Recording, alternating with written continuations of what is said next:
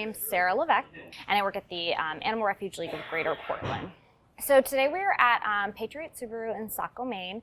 We recently did a Bathe to Save event where we paired up with the Amos family and did a dog washing event here at Patriot Subaru. So we're back here today because the proceeds from the event, the dog washing that took place, all the proceeds came back to the Animal Refuge League of Greater Portland.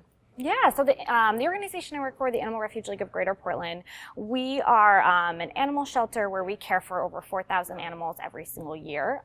That's cats, dogs, small animals. It means so much to us to have the Amos family support us in that way. You know, we can't do what we do without the community and support from others. And, you know, this fundraiser has a huge impact on the 4,000 animals we care for every single year.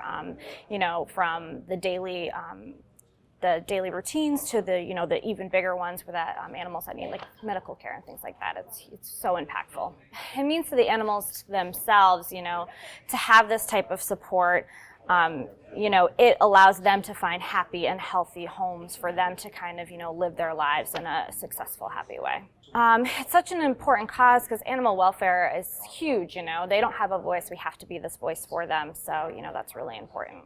The event was so successful. We met so many people. A lot of people were so excited to come out and be a part of it. Patriot Subaru was amazing. So it overall was a really successful day. The Amos family, they were wonderful. They were so awesome. They were really great to talk to. They were so receptive and always wanting to know what they could do more. It was really awesome. I want to say we saw over 50 dogs, I want to say, like between 40 and 50 dogs, and we saw, you know, double that with people. So it was really wonderful. To see the whole community come out and support the cause, it always amazes us. Our community, I feel like, is so amazing, and anything that we, you know, fundraisers we hold, they just come out in numbers to support us, which is really awesome.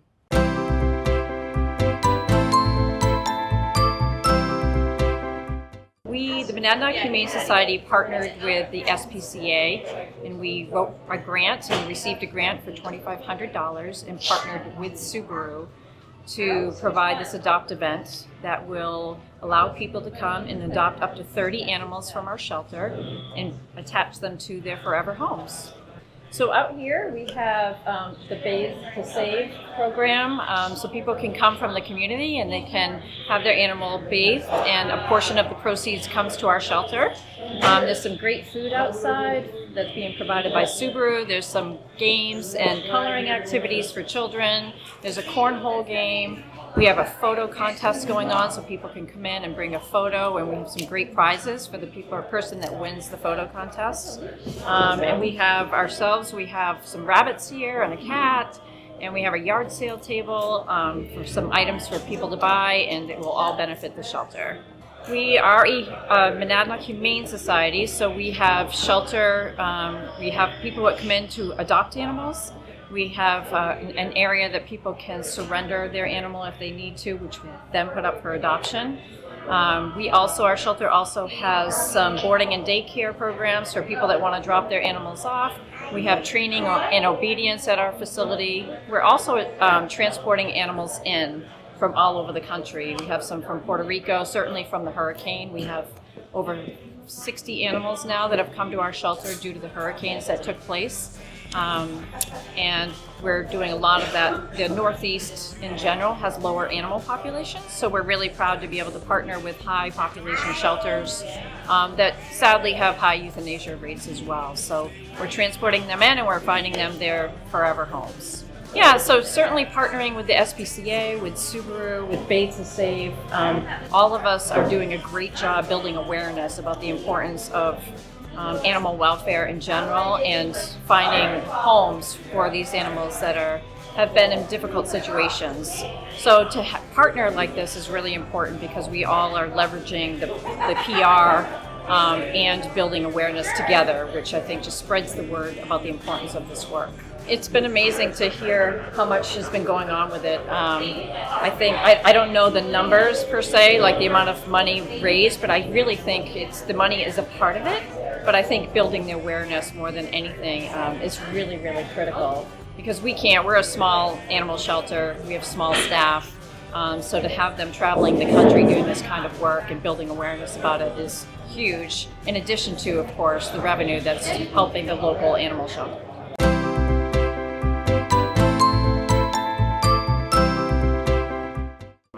is Jim McGee. I work at the Rhode Island SPCA, where I'm the Director of Development.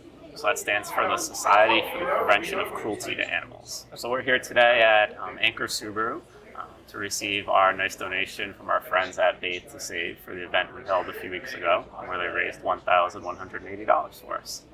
So that's a huge help as a nonprofit organization that cares for animals. We're always looking for donations to help us do everything from pay for dog food, cat food, veterinary bills, and take care of the animals while we're at our shelter. In addition to having cats and dogs and small animals up for adoption, we also do some community outreach things. We run a low-cost veterinary clinic for people who are elderly, disabled, low income, who might have a hard time caring for their pets. And we also do animal cruelty investigations throughout the state of Rhode Island to make sure all the animals in the state are well cared for. The event was excellent that we had here at Anchor Subaru. We had a lot of people getting their dogs washed to raise money for the SPCA. We had raffles going as well, and we had some adoptable cats and dogs with us who all got adopted, so it was a perfect day for us. So we had several hundred people come through that day to support the shelter and Anchor Subaru. It was excellent to have so many people here to support us that day. We love getting out into the community and interacting with some familiar faces and some new ones as well.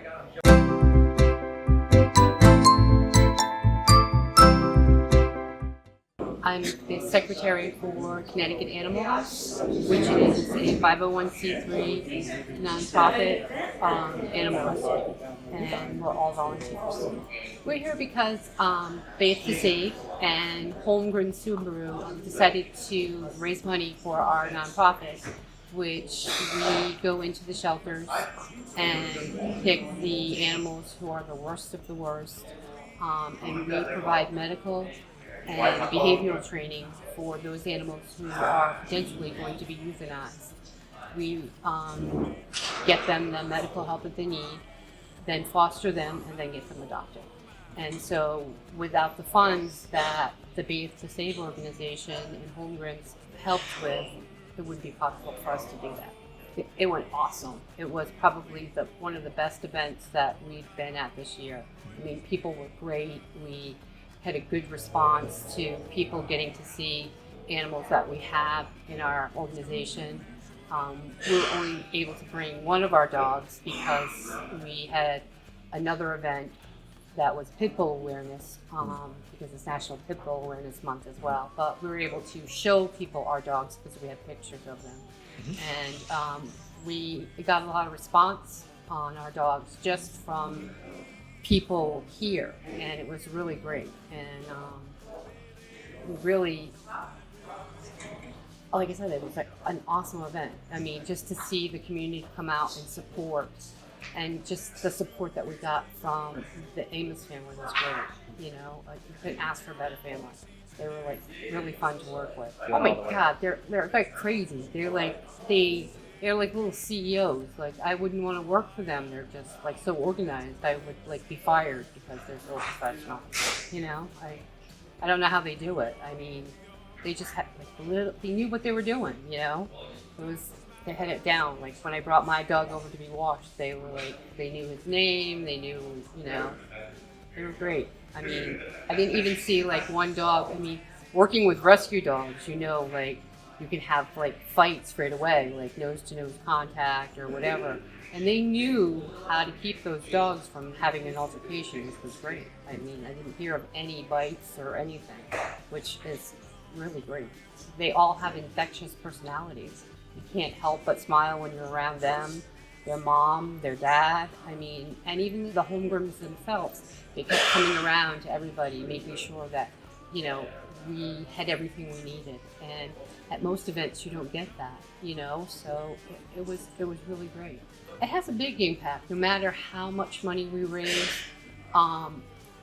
it makes a difference between being able to pull an animal and not pull an animal, or to stay an animal, or get the medical help that they need. So any amount that we raise is $1 more than we had the day before.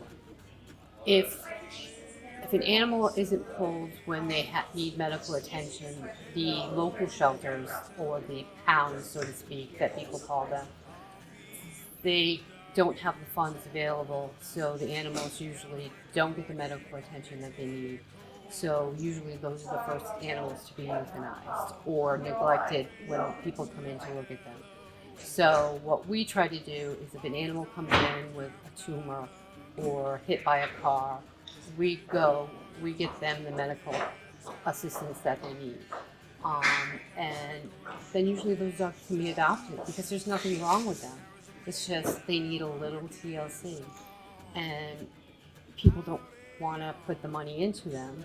But if we do, then, it's like you have a perfect dog, It's like my little dog that I was riding around with. People just kept overlooking him, and he's, he just is like the perfect little dude, Everybody kept going, what's that behind your back? A dog? He just kept popping up. So, and he is one of our rescues. So, we don't get the perfect dogs, but when they leave us, they're perfect.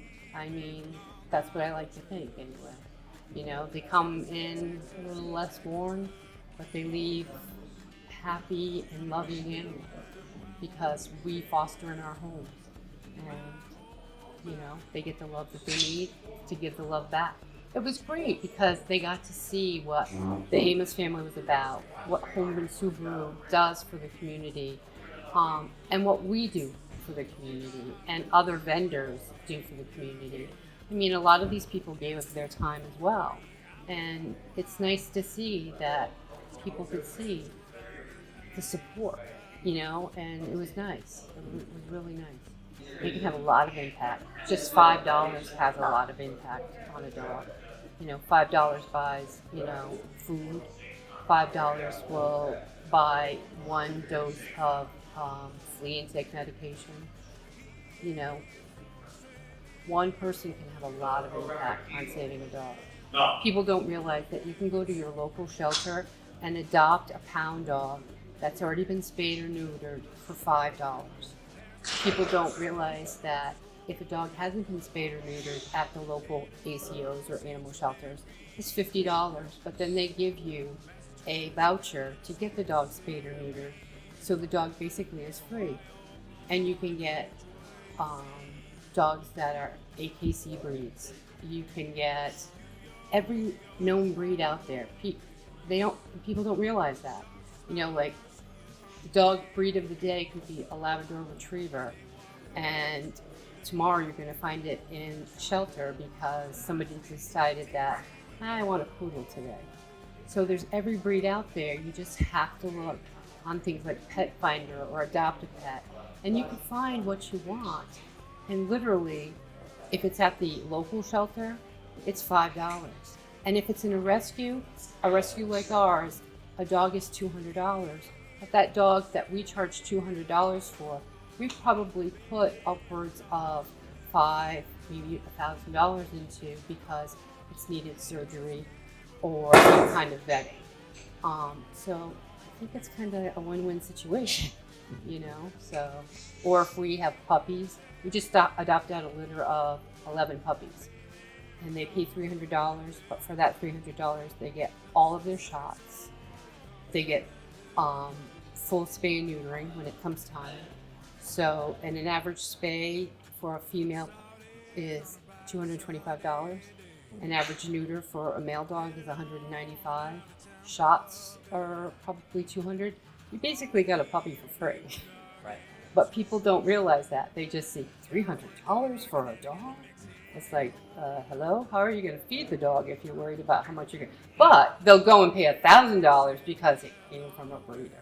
But these were lab puppies. It's just somebody turned in their pregnant lab. It makes a big difference when someone rescues a dog versus shopping for a dog. Because shopping for a dog, people spend money, and then it usually ends up in the shelter.